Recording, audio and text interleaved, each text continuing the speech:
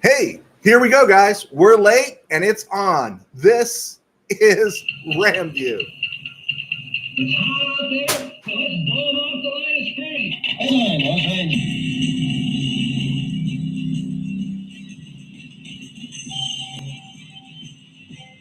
Live from the Ram Cave, I'm Joe Terosian, and this is RamView, the July the 3rd, 2024 edition, brought to you by Kistler Law Firm.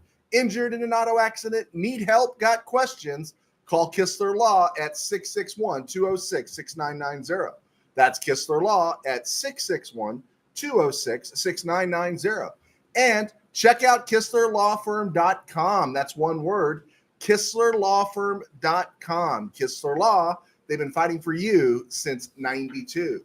And by Temple City Auto Repair, having some auto issues, get yourself some John and Henry at TempleCityAutoRepair.com. And of course, by Granite Ridge Christian Camp, a place where your life can change. And it is a hot day in the Ram Cave. You're going to hear some background noise because today I just didn't turn off my fan. I didn't turn off my air conditioner. And I'm very well lit because I got the door to the Ram Cave open right now because I decided I didn't want to lose 10 pounds for the next hour as we're talking some football and talking sports. So it is going to sound a little bit different. If it's really bothersome, guys, let me know. I'll do the unprofessional thing and I'll get up and I'll turn them off. If not, let's plow through. On the day before the 4th of July, this is, the 161st anniversary of Pickett's Charge. We wouldn't be talking football, folks, if the South won. I don't think we'd be talking football if the South won. There you go. So here we go, guys. Just looking at some random stuff going on. Saw the DeMarco Farr interview with Steven Jackson. We'll get to that. Of course, there's all the stuff going on with the Lakers. Looked around the NFL, not a whole lot of stuff. Cam Akers has a shot to get back in the game, so we're happy for him. And then we're going to look at some Ram history a little bit. Talk about a guy named Grant Wistrom. And Grant Wistrom is like the Joe Pepitone of the Rams, right? It's like the dream for Yankee fans that Joe Pepitone was going to be the next Mantle, the next DiMaggio, the next something, and he was just Joe Pepitone, right? I think he brought a hairdryer into the locker room, and that was his place of greatness. And Grant Wistrom was that guy that I think the Rams thought, hey, we've got our next Jack Youngblood. So here we go, guys. You can lower your questions in there in the box when you get them. If the sound is hard, I can go and shut things down, but I wanted to wait until you guys complain. So if you complain, I'll do it. Okay, looking at Ram stuff, I was just seeing stuff that was posted, and this is a good one. This is a perfect example. PFF rankings, and some people are like up in arms about it. PFF, Pro Football Focus, which is relatively a pretty good site. I have a subscription there. Ranks the Rams offensive line number 16 in the NFL. Number 16, right? Again, I like PFF, but we know this is ridiculous. And so the truth of the matter is, don't give them what they want. What PFF wants is your rage. They want you talking about them. They want all this because you know it's a ridiculous thing, right? What we do know about this Rams offensive line is that other than not having a kicker, the reason the Rams didn't win in Detroit last January and the reason they weren't in the NFC title game was because they didn't have an elite edge coming off the line of scrimmage, right? They didn't have that kicker. They just needed that one extra thing. And we know it wasn't the offensive line's fault. We know this. And now the offensive line is even better. They're just trying to trap people into that whole rage business because if it's slow for us, it's slow for them.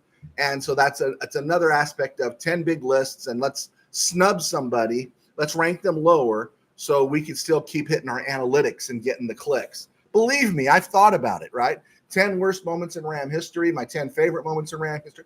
I've thought about these things. These are fun things to talk about, but I'd much rather do them at a time when I seem less desperate. Saw the DeMarco Farr interview of Steven Jackson, and I will always be on the Steven Jackson hype train. Dude deserves to be in the Hall of Fame. He should be in the Hall of Fame. And with Steven Jackson, it's just, what if the Rams just had somebody around him, right? What if, right? What if Sean McVay was Steven Jackson's head coach. Oh, just a killer, right? And I really loved his perspective on the Hall of Fame, where he said, yeah, I don't want to get on that roller coaster of up and down, because he says he saw what Isaac Bruce and others have gone through. And so he just has a good attitude. If it happens, it happens. And I loved it when he said, I'd like for it to happen while my parents are still here, because that speech would be all about my parents. And I thought that was a brilliant answer, that it should be all about his parents. And he talked about all the times they drove him places and everything. So yeah, if he's not there already, Steven Jackson should be in the Hall of Fame. If the Rams actually got rid of their tenants, the Chargers, they should have a ring of honor, and Steven Jackson should be in it. And you know what? For a guy that rushed for 10,000 yards and did that over the course of his career with some of the worst teams in NFL history, Steven Jackson should have a statue right alongside Todd Gurley and Marshall Faulk and Eric Dickerson outside of SoFi. And let's not shortchange McCutcheon, right? And you might want to stick in Bass and Wendell Tyler in there. But anyway, really loved Steven Jackson's perspective there. Again, guys, I'm not seeing any notes because I'm feeling bad about it. The ambient noise in the background. I got my fans and air conditioner going because I don't want to be 1,000 degrees, right, in here. Around the NFL and other places, let's look at a couple things first. The Vikings re-signed Cam Akers, so he has a shot again to make it in this league. I'm not bitter towards Akers, but I'm glad the Rams don't have him anymore, so they moved off of him. And you hope when his career ends, it's by choice, but not by all these catastrophic injuries that he's had. And then I was just looking at other things about free agents for next year, because we're going to talk a little bit about who would the Rams trade for, and we'll look at that in the back half of the show. The 49ers. Did you know that cornerback Diamador Lenore and Talano, I don't even pronounce these guys now, Hufanga, who had the knee injury, Lenore and Hufanga, they're both in the last years of their contract. Yeah, and they're pretty special people on that 49er defense, right? And they're about to give Brandon Ayuk a bunch of money. And, Trent Williams is getting old. McCaffrey's got mileage. And, the fact that they could lose these guys, the fact that these guys, they could lose one of them, maybe they could lose both of them. We got to see how Hufanga comes back from his knee injury. These are the reasons why I think the 49ers are going to take a step back this year. And I think we've seen the peak of their run, right? Because we know Kittle is old. We know Debo has mileage. And they haven't gotten to the point where they're going to pay Brock Purdy yet. And so, there's stuff going on. Howdy, Bubba Ram fan from Tam Saddam. Okay. All right. Sam, thanks for joining us. Sam Ansley. I appreciate it. Appreciate your thoughts. Okay. Let's look at some other stuff here. I want to get to something here, at least with the NFC in the first half of the show and the back half of the show. I wanted to talk about, what are your first thoughts when you think of certain teams in the NFL? There's my desperate dead period material. What are your first thoughts when you think of teams in the NFL? Rams on demand. There we go. Okay, Samuel Ansley. Thank you for joining us. I don't think we've interacted before. Rams on demand. There we go. But every team in the NFL brings a thought that first comes to you, right? Cowboys, when I hear their name, I think hatred, right? My blood runs cold, and I just don't like the Cowboys, right? Steve Ramirez, it was 107 here in Hesperia today. Okay, so you understand my need to have my amenities here in the Ram Cave. Thank you so much, Steve. But first thing you think of when you think of some of these teams when they come to mind, right? And I'm going to do the NFC here, and then on the back half of the show, I'll do the AFC. But just to start off, when you think of the 49ers, what's the first thing that comes to mind? First thing that comes to mind is all things Montana. Rams dominated the 49ers throughout the 70s. I was heartbroken with the Steve Mickemeyer kick, the 54-yarder in 75 that broke the string. But 1981, Montana. And I got to tell you, and I know this is I hate the 49ers more now than I ever did in the 80s. In the 80s, I just couldn't bring myself to hate them because they were so good. And watching Montana play was something that I get to say, even as I get older in life, to say, I saw Montana play. and those teams were great. So I think of 1981 when I think of the 49ers, and I think of the catch, and I think that it came about by beating the Cowboys. So when I hear the 49ers, that's what I think about. When I hear Seahawks, I think 1979 and the Rams holding them to a -7 yards of total offense during that Super Bowl season of 79.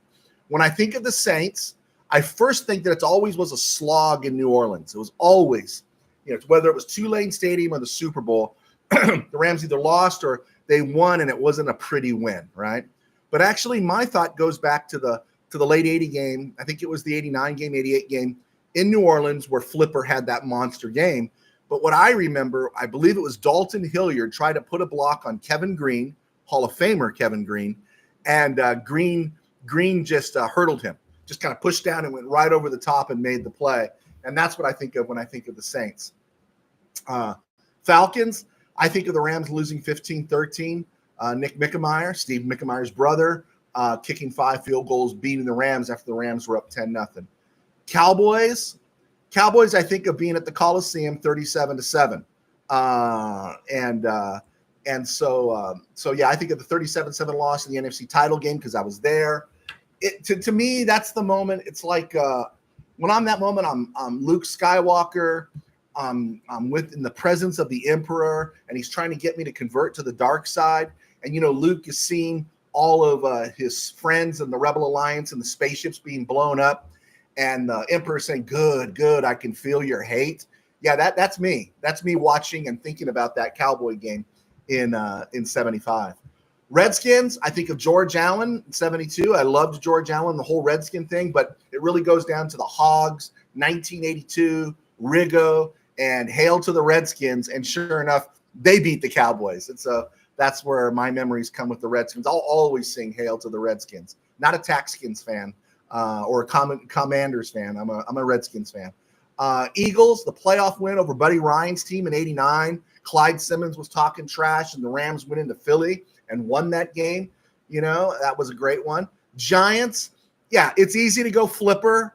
That one was pretty special. But, when I think of the Giants, and Lawrence Taylor is easy too, but I think of Otis Anderson in that Super Bowl against the Bills and how they just kept that Bills offense at bay because they kept pounding the rock. It was pretty cool. Bears either way. Crappy quarterbacks. That's what I think about with the Bears. I always got an image of Gary Huff and Bob Avellini in my head when I see the Bears. Vikings, more than the Mud Bowl, I think of the title losses in Minnesota in 74 and 76. They were heartbreaking. Packers, my first thought goes to Fred Dreyer and the 2 sacks that I didn't see, that I heard Dick Enberg call on KMPC back in 73. Lynn Dickey. I was a huge Lynn Dickey fan. Lynn Dickey is probably the most snake-bit quarterback in NFL history. Imagine if Lynn Dickey had gone to a franchise that knew what they were doing. I think it could have been an entirely different career. I think I want to write an alternate history where Lynn Dickey goes someplace else and becomes a superstar. I think Lynn Dickey was better than Dan Pastorini. I think a healthy Lynn Dickey, along with that Packer, that Oiler team, the Love You Blue teams, I think they might have gotten by Pittsburgh one of those years, and they wouldn't have need a good call on the Mike Renfro play to do it. Sorry, got on the soapbox there. I see your questions piling up, guys. I'll be right there. The Buccaneers, first person I think of is John McKay. And it really makes me run hot because all you hear about is the futility of the Buccaneers, 1976, winless team, losing their first 26 games in the NFL. But you know what they don't talk about is by McKay's 4th season with no help, because it was a expansion team in those days, he got the Buccaneers to an NFC title game and didn't even give up a touchdown against the Rams. He won 2 division crowns, and he made 3 playoff appearances in 4 years before his owner, was at Culverhouse, allowed Doug Williams to leave over a contract squabble, and then he had to make do with Jack Thompson and a bad cast. That also included Steve DeBerg, who I'm a Steve DeBerg fan. But yeah, I'm a big fan of John McKay, and I don't think he gets enough love. He did a really good job in an impossible situation there in Tampa Bay. Lions, I think of the Lions. I think of the first game I ever saw, 1969, Vikes and Lions playing in snow. It was also kind of a Greg Landry fan, but they were the epitome of mediocre in the 70s growing up, and they were the epitome of mediocre until they became the epitome of awful in the 2000s. Panthers, when I think of the Panthers, I think of Mike Martz. Why would you think of Mike Martz? It's because of the playoff game, right? Rams get the touchdown. They're down 23-12. They get the touchdown with about less than 2:40 to play in the fourth quarter. And Marshall Faulk scores. Mark Bulger makes a great pass, makes a great play, throws to Dane Looker to make it 23-20. And then they get the onside kickback, right? They get the onside kickback, and they come out, right? 20-yard, they're at their own 42, 20-yard pass to Isaac Bruce, 14-yard or 12-yard pass to Isaac Bruce, 6-yard pass to I believe it was Marshall Faulk. Faulk runs and gets a first down at the 15. I'm probably butchering this a little bit. They have a timeout left. There's 30 seconds left to play. They're in the RCA Dome. They're at the 15. They've got the greatest offense still with Marshall Faulk is there. They've still got Torrey Holt. They've still got Isaac Bruce. They got Mark Bulger throwing strikes.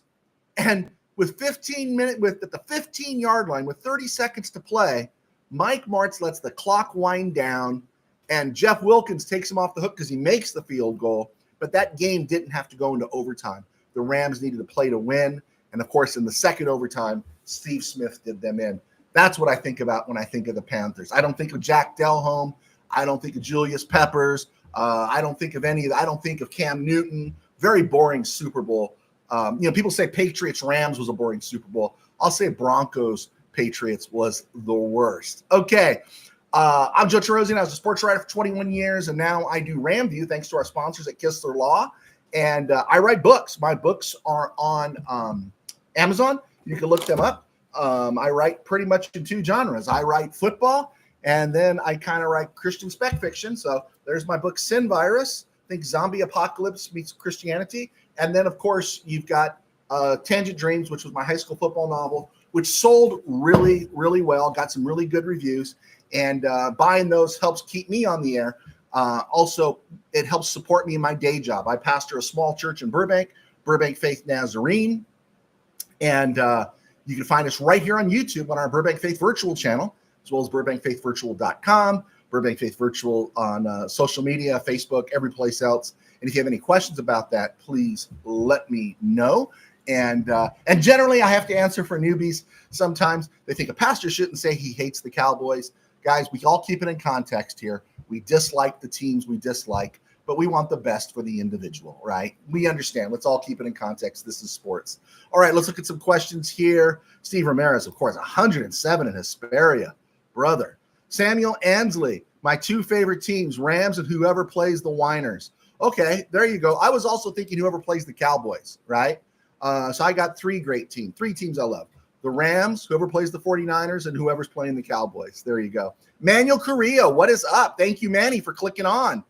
Steve Ramirez, from me back to you, Steve. Barbie Bryant. Yeah, that is a nightmare, right? Can't get that one out of our head. 76 playoffs, opening drive, going down there. Now, Knox didn't go full Martz on this one, but he should have gone for it on fourth down. The only thing I could think of was in the game that ended in a tie earlier that year in Minnesota, the Rams failed to make it on fourth down when they went for it inside the 10. I think it was at that end of the end zone. But that was a heartbreaker. And then it gets blocked and Bobby Bryant. Yeah. My image of seeing poor Tom Dempsey with the effort of trying to track down. We know what Tom Dempsey was, right? Everyone knows who Tom Dempsey was. Trying to track down Bobby Bryant, a cornerback. Bobby Bryant, man. Vikings should have him in their Hall of Fame or retire his number. Tim Burns still can't figure out why March just tanked from the greatest show on turf to nothing. Sometimes when you're too smart, you're too smart. And when you think you're too smart, you can't hear anybody else talk. Remember, I like Bulger. I'm the first guy that's going to say I love Mark Bulger. But Kurt Warner's a Hall of Fame quarterback. He couldn't figure out what he needed to do to make things right for Kurt Warner. That's a tough one, right? I think he just had his mindset. And then his offense, man, he was always in, that five receiver, five people out in the pattern set. those quarterbacks were left hanging out to dry an awful lot in his system. And Bulger took a beating. And then he took a beating more under Linehan and Spagnuolo and all that. Although, did he play for Spagnuolo? Maybe he played for Hazlitt. I don't know if he played for Spagnuolo. But anyway, we know what happened there. So, yeah. But it was so funny. You know, Martz is supposed to be this riverboat gambler. In fact, if you watch America's game, they show early on where Kurt Warner, the Rams are going to go for it. They're going to throw a pass inside their 10 early in the season. And you hear Dick Vermeil on the radio saying, "Oh, Michael, I don't know. That's kind of risky," right? So you got this riverboat gambler mentality of Mike Martz, and then he refuses first down at the Panther 15. They're in the RCA Dome. They got 30 seconds or more left to play and a timeout, and he lets the clock run down to 6 seconds to kick a game-tying field goal. That's probably why it never happened for Mike Martz again. I always talk about doing a breakdown on Mike Martz, but that kind of brings it back. Tim Burns, Torrey Holt was my dude over Bruce. Just a quiet 93 receptions, 1,300 yards, 7 TDs, just going to work. Who's the number one there? Isn't that funny? I think of Holt and Bruce. I don't think of one being a number one, right? Just guys that got open. Tim Burns. I wish Tony Horn had a kid we need special team stud. You know, my friend Dwayne Barker, who's still at Mid-Valley Sports, we always used to talk about Tony Horn, that Tony Horn's blazing fast, right? But he's behind not only two Hall of Famers in Holt and or future Hall of Famer in Holt, Hall of Famer in Bruce. He's behind Oz Hakeem and Ricky Prohl. You know, your fourth receiver, Ricky Prohl. That's amazing. And Tony Horn never stood a chance, right? He never stood a chance. Okay, Steve Ramirez. Martz also wasted timeouts and challenges. Yeah.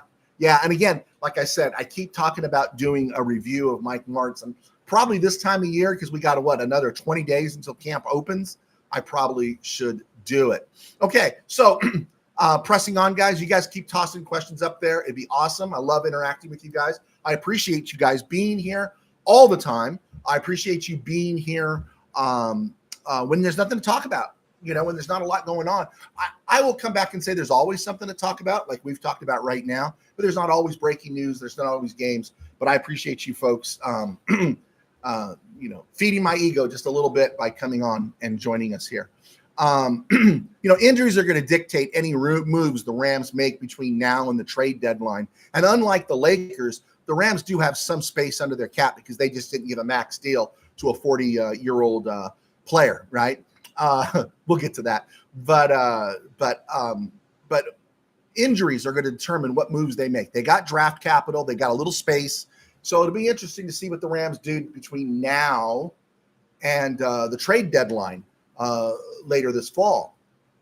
But I think the important thing to do is to keep your eyes on players that are scheduled to be free agents in 2025 that are playing on teams that might have a questionable season, right? So you just kind of go through here. Like last year, the Rams really needed that extra pass rusher. And they did. And that was, to me, was the difference of them between them beating Detroit and going to and ultimately up to the NFC title game. And I think if the Rams had made it to the NFC title game with the way Frisco played in the postseason, right? They were fortunate enough. They had a young Packer team and a young Lion team that collapsed on them late that allowed the 49ers to come in. Those collapses that happened with young quarterbacks and young teams, that wouldn't have happened with McVay and Stafford. I think the Rams, maybe the hand injury to Kyron would have played an issue there, but the Rams would have given them a game. Rams could have slipped into the Super Bowl. Anyway, whatever I say. So Rams invested a lot on the edge, and so it's not a question of what their needs are right now, but what their needs will be. And the one that kind of sticks with me is I think the Rams, believe it or not, could end up being a little thin at wide receiver. And you're thinking, how can you say that, right? People like Jordan Whittington. You still got Tutu on the bench. You got, Demarcus Robinson, Puka, Coop. You got all those guys. But again, I go back to style of play with Nakua, age on Cup, and there could be a little bang, bang, week 3, week 4, boom, and these guys get hurt, separated shoulders, something. And then the next thing you know, it's D-Rob and Whittington and Atwell as your starting wide receivers in 11 personnel. And so I started thinking, who are the receivers that are available that the Rams might make a move for if somebody got hurt? Well, CeeDee Lamb, Brandon Ayuk, they have inflated opinions of themselves. No one's going to make that move. 49ers aren't going to deal Ayuk. They'll probably all have contracts too by the time the deadline comes around. T. Higgins for the Bengals, that's a long shot. Hollywood Brown, Kansas City. He's found gold to go to Kansas City. Amari Cooper, Cleveland, too much money. I don't know if I want him at this point. Keenan Allen would be interesting, but the Bears, where are the Bears going to be, chasing a ring at the end? Mike Williams with the Jets, too injury prone. Two names that I thought, if these teams aren't contending and it's just not working out for them, is Chris Godwin in Tampa Bay and Stephon Diggs. Just for a cup of coffee, they could go back into the free agent market. Rams could get a compensatory pick for them. But Chris Godwin, Stephon Diggs would be guys I just want to watch play and keep an eye on if the Rams have injuries. Offensive line feels scary because if Jackson goes down, it will be Noteboom, which I'm not totally against that.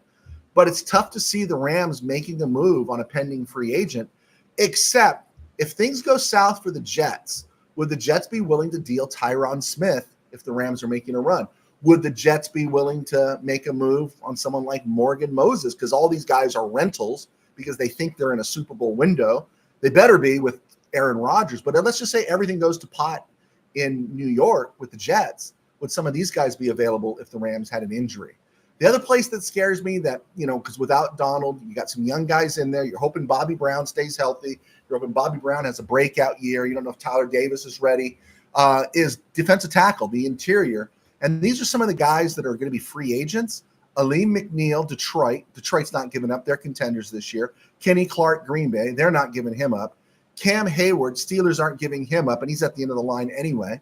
And so there's names here that BJ Hill with the Bengals, all these guys are playing for contenders. But two names, DJ Jones in Denver and Javon Kinlaw with the Jets. Those be some names that I would keep an eye on if the Rams have injury problems. I don't see them making a big trade. Maybe signing a free agent adds some depth at the cornerback room, depending on Trey White. But just stuff to think about. Look at those, who's going to be a free agent next year, and see where their teams are at, and then see if there's what the Rams' needs are in October, and see if they make a deal, or if something bad, knock on Formica, happens in camp. Let's see here. Let's look, guys. I see the questions building up here. I promise I'll come right back to you. Thanks for joining us, Richard Ramos. Let's see what we got here. Oh, my thoughts about teams in the AFC when their name pops up, right? When I hear Dolphins, I'm thinking Zonka, Kick, Warfield, Mercury, Morris, Greasy, and 3 Super Bowl appearances in a row. That's what they were the gold standard when I got fully invested in football. I'm thinking of them as a dynasty. Still to this day, when I think about the Bills, I don't think of the K-Gun. I don't think of Jim Kelly. I don't think of Andre Reed. Andre Reed ahead of Torrey Holt in the Hall of Fame. Anyway, whatever. But when I think of the Bills, I still think OJ. I think 1973. I think 2,003 yards, and I think the Electric Company. Right? Was it Donnie Green, Joe DeLamalure, Mike Montler, Reggie McKenzie? I think those guys. And that's what's in my head. So that's what I think with the Bills. Colts, I think Burt Jones and Ted Marchibroda and that Baltimore resurgence from 75 through 77. Just unfortunately, it had to happen under Papa Irsay, and it had to happen when the Steelers were in their prime and Raiders were in their prime. But those Colts teams, they were really good teams, and Burt Jones was a great quarterback. Jets, Joe Namath, of course, right? And how sad is that? But I also think of the 81 Jets with Walt Michaels, and that team made a second half run to get to the playoffs. And unfortunately, they made a comeback against the Bills in that game in 81, and they lost. But I remember rooting for that team, the whole "In Todd We Trust." I was rooting for them in Miami in the AFC title game in 82, but it's still a Jet game, Namath brand there with the Jets. Patriots, forget about the Super Bowls against the Rams. When I think of the Patriots, I think how they got shafted in the 76 playoffs against Oakland. I do think about that one. Steelers, I think of Super Bowl 14 and how they were ripe for the taking. Bengals, I think of the original orange helmet with just Bengals on it. I think Ken Anderson, Paul Brown, Essex Johnson, Booby Clark, and rookie Isaac Curtis, 45 catches, 10 touchdowns that rookie year. Oilers, I think back-to-back 1-13 seasons. But then I think of Sid Gilman has this team was 1-7, I think, in 74. And then Gilman got him 6 consecutive wins to end the season, and they finished 7-7. And I think they carried him off the field after that. Browns, I do think of Brian Sipe and that nice little run they had in his era there. Broncos, I was an Otis Armstrong fan, and Orange Crush, I wasn't a fan, but that was a nice run they had in 77. That surprised us. Chargers, believe it or not, when I think of Chargers, I think of the mighty 690 and the old and Hacksaw Hamilton when they had the rights to the Charger games. And of course, it was Dean Spanos who went someplace other than mighty 690. The mighty 690, the gold standard for sports talk in the Western United States, and the Spanos family went someplace else other than that. And instead of Hacksaw Hamilton calling the games, they went to somebody else. And what I remember about that was show me your lightning bolt, right?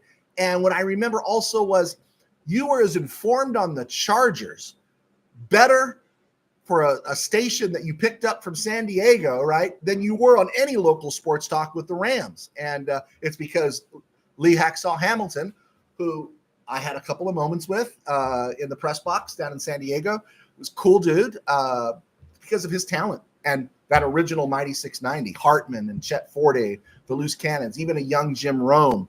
There was talent there. And so when I think of Chargers, that's what I think about those early years where I knew everything about the mighty six, about the Chargers in those days. John Freese, Mark Vlasic, who their backup quarterbacks were, Al Saunders, their head coach. Anyway, let's move on. Jaguars. My first thought about the Jaguars is Mark Brunell and them upsetting the Broncos apple cart in Denver in 1996. That was a sweet victory.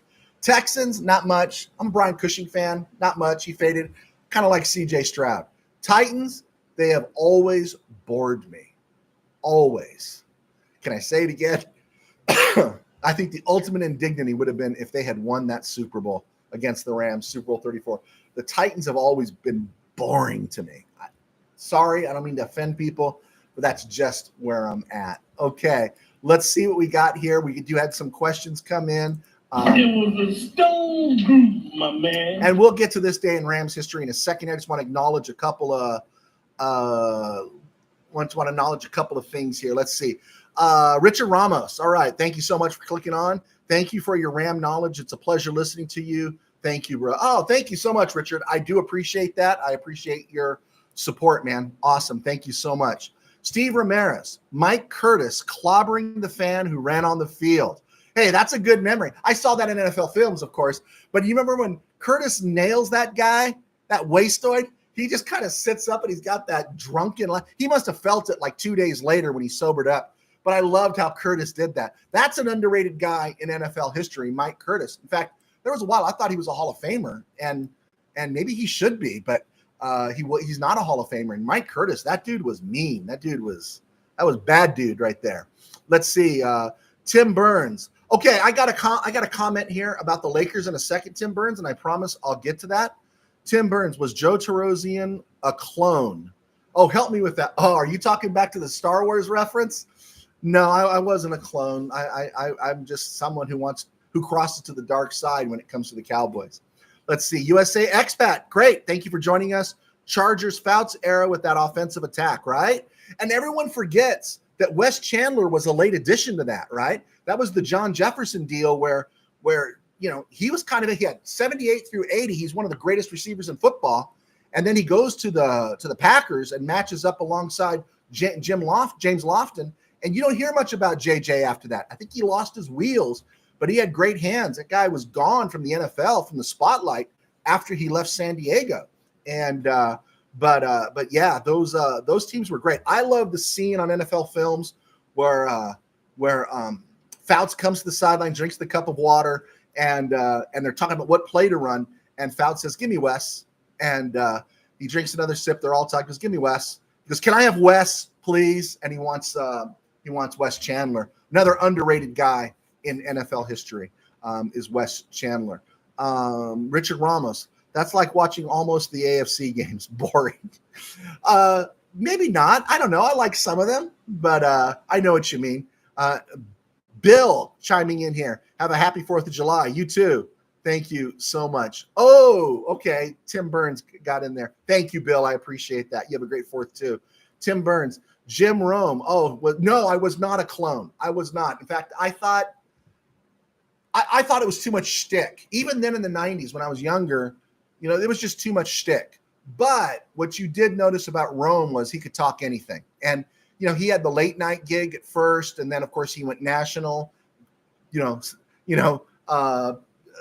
pretty big time self promoter, which you have to be, and everything. But he could talk anything. He'd talk puck and everything. And he'd always say, let's talk puck. Then he'd give away the cotton at the end of the day. I thought the smack offs just became ridiculous. So I would not say I was a Jim Rome clone. But I'm not going to say I didn't listen to him. Bill, do you think the 76ers are contenders now? Oh, I'll get to that real quick here. Tim Burns, Chargers will never win with Spanos involved. I agree. I totally agree. They're a curse, man. They're a curse, and such. I think the closest I've ever felt heartbreak for the Chargers was is it McCree gets the pick. He has the Patriots are just done, and then he fumbles the ball. And all I could think of was poor Marty. Poor Marty. Marty, what happened? Okay. This 8 Rams history, not a whole lot of stuff here. Let's look at that. And then we're going to talk a little bit of basketball, guys. I promise. Bill and Tim Burns, I will touch base on a little bit of basketball. All right. Let's see. Not much. Born on this day in 1976, Grant Wistrom was born. Grant Wistrom was a defensive end out of Nebraska. Rams drafted him 6th overall in 1998. He played 6 seasons for the team, had 41 sacks, was in double digits in 2000. And Wistrom was good, but Wistrom was this guy, again, Jack Youngblood, and then Bill Hawkins is going to be the next Jack Youngblood, and then it was going to be Wistrom. And Wistrom, of all the Youngblood replacements, was probably the best one, but he only lasted 6 seasons, left as a free agent after 2003, went to Seattle, played there 3 years, got to a 3rd Super Bowl playing with Seattle, and then called it a career. So good for him, but he was just one of those guys, that I thought he was hyped up just a little too much. And, of course, the Rams drafted Adam Carricker. We know all that stuff, trying to replace Jack Youngblood for years and stuff. But, yeah, today Grant Wistrom turns 48. Also born on this day in 1973, former Rams safety Devin Bush. Devin Bush was a safety for the Rams in 1999 and 2000. He did have a pick 6 return. So God bless Devin Bush. He turns 53? No, I'm sorry, 51 today. There we go. And then tomorrow, former Ram defensive tackle Leroy Glover. Remember Leroy Glover? He got there late. He got there after the party was over. He was out of San Diego State. He had played in New Orleans, played in Dallas a little bit, I think. Had some good seasons there, but came to the Rams late. He turns 50 today. He turns 50. He's made a name for himself in the NFL. I think he's been coaching and scouting since then, but not a whole lot there. Let's look at this real quick. Let me look at last questions before I move on to basketball. Let's see here. Tim Burns, Chargers will never win. Spanos involved. USA expat. Lastly, get the Chargers out of SoFi. I agree. Get the Chargers out of SoFi. Okay, a couple of basketball questions here. Let's look at Bills. Do you think the 76ers are contenders now? When the Clippers did that whole thing, bringing in Paul George to play with Kawhi, I drank some Kool-Aid, maybe because I had become anti-Laker, but I drank the Kool-Aid. And Paul George plays more than Kawhi, but he doesn't play that much more. And you got Tyrese Maxey and you've got Embiid. And I think Embiid is near do well, right? Embiid is not going to get you over the top. And I don't think Paul George is good enough. Do you think, we saw it. I think even a healthy Embiid, a healthy George, and a healthy Maxey are not going to knock off, Jaylen Brown, Jason Tatum, and Derek White. And honestly, I'm not even a Jason Tatum fan. I'm a Jaylen Brown fan. I think he's more of a killer. I think everything needs to go right for Jason Tatum. But Philly, I don't know. I don't think so. I just don't. And I don't keep a drill diet on the league, but I do follow the league just to see what's there. Let's see here. Tim Burns, Lakers are simps for a guy who will be gone in 3 years. 3 years of him playing GM. He has been GM the last 4 seasons, and the results in those years, 7th, 7th, 11th, and 7th. Yeah, I agree on the LeBron thing. And my thoughts that I kind of skipped over because we ended up talking a little more football, and I'm glad we did. I had some notes here that I made. I thought it was interesting that, Bronny got I believe they call it a one-way contract. I'll take correction, guys. I'll take correction, which means he's not going to go to the G League, right? He got a one-way contract and a pretty nice contract for a guy in the second round. And then LeBron, who we knew it was false when he said he would take less, right? He re-ups with the Lakers for 2 years, 104 rocks. And so what's that supposed to mean, right? The Lakers haven't added anybody to this team. Dallas Connect, the guy they drafted, the rookie, but they haven't added anybody to this team. And it's like, what are you going to do? And now LeBron has gobbled all the money in the room. He's gobbled all the money in the room. And then you have this thing here where this week the Lakers want us to believe that LeBron James never spoke to his podcast partner, JJ Redick, about becoming the team's HC. Honestly, do you believe that? And also, they want us to believe what Bronny said, that he never thought about playing with his father. I mean, literally, they think you're stupid. They think you're dumb. And JJ Redick, maybe he turns out to be a good coach. He's just, what's the word we would call JJ Redick? And I never had this opinion about him as a player, but the Duke guy, the privileged dude kind of, right? I don't know his background. Maybe he wasn't privileged. Maybe he worked his butt. He obviously worked his butt off to be in the NBA. But to say that LeBron never spoke to him and then to step in today, or was it yesterday, and say Bronny deserves to be here, that you have to defend any player tells me, I don't know. Redick's a bit of a douchebag, right?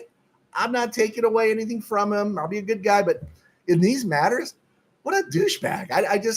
Do you have any personal pride, right?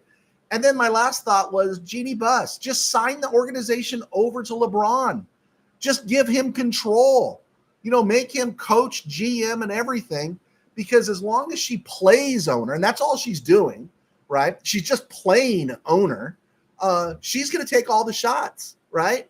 Everyone's going to come after her because she's letting LeBron run the team. LeBron is carefully crafted in such a way is that by not being declared the player coach, which he is, he's going to get JJ Redick fired in 2 years, or JJ Redick will take the heat, right? He set it up in such a way that Jeannie is still the boss and Pelinka is still technically there. They're going to take all the heat for not building around LeBron. And then he has a son there. What a disaster. What an absolute unmitigated disaster the Lakers are. Now, I know my friend Steve Ramirez has a little thing for Jeannie, and I don't want to upset that relationship they have. But no, I don't count the 2020 championship as a championship. You shouldn't even hang that banner. That feels like that midseason tournament banner. That's what it feels like. That was a summer league tournament after 4 months off? 4 months off. And it's like, it doesn't mean anything. It doesn't amount to anything. I think it was weak cheese to put it there with all the other titles, right? And so no, LeBron hasn't done anything. And Mr. Burns pointed it out: 7th, 11th, and 7th in the conference. Again, they stay relatively healthy with LeBron and AD. They're always going to be in that spot where they're a bubble team in terms of play-in or actually making the playoffs at the end of the regular season, or they're going to go to a play-in. That's what they're always going to be. You really think they're going to get better as they get older? And then they didn't do anything to improve this team. Sorry. If I'm wrong, right? If I'm wrong, okay.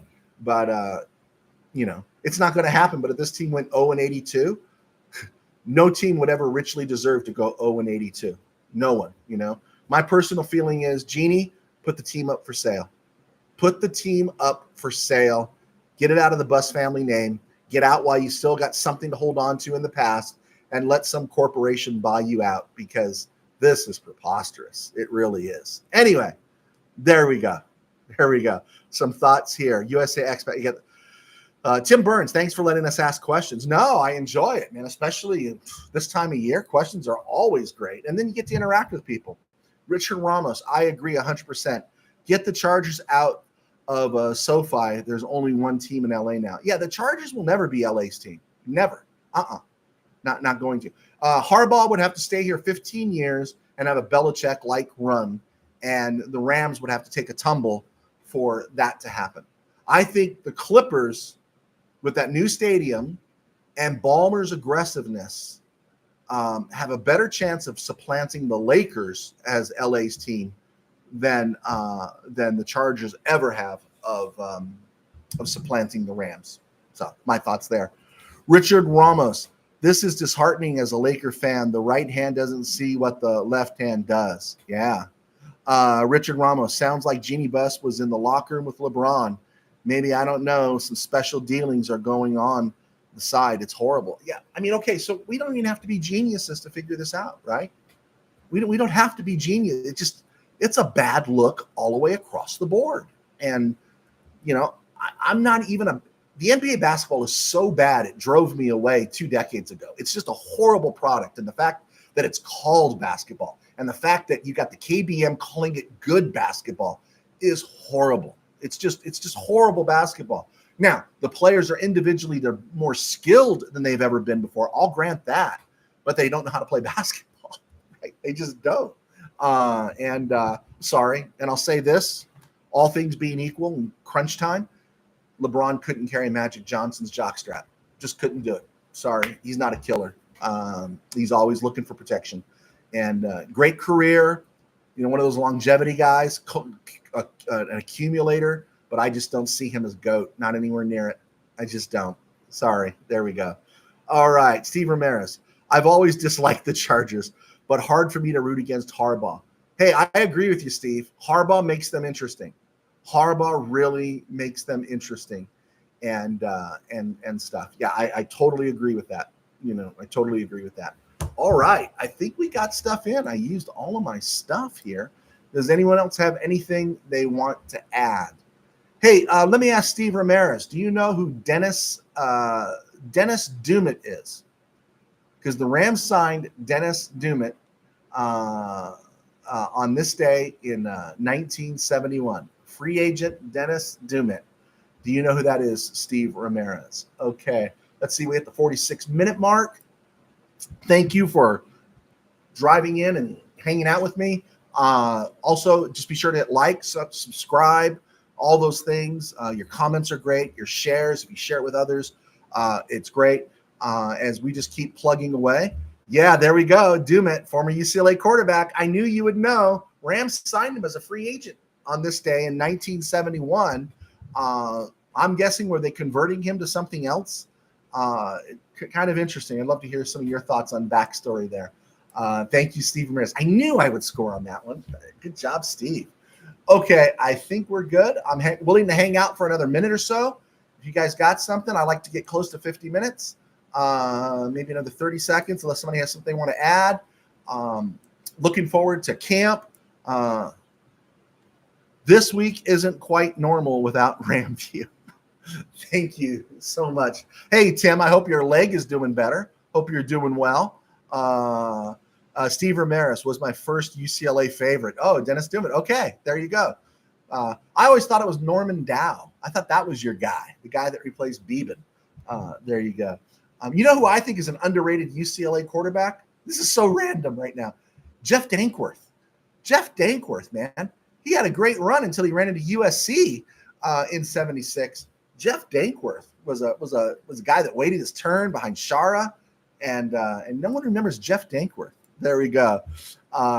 Richard Ramos, laugh out loud. Okay, guys. Tim Burns, thank you for your encouragement. We will be back on Friday. Have a great 4th of July. I say this to my church. I say this to people. You can love your country, and you can pray for your country.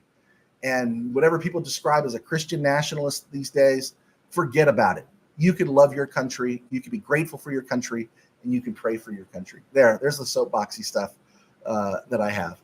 Tim Burns, Cade McNown. Hey, Cade McNown was really good at UCLA. And I have to say, I was rooting my butt off for them against Miami. I wanted to see Bob Toledo get that natty back in, 98?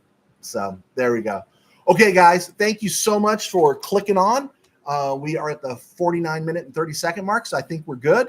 Have a great day tomorrow. Stay safe, and don't do the Jason Paul Pierre. Don't try to light fireworks in your hands. That's not a good thing to do. Happy 4th, guys.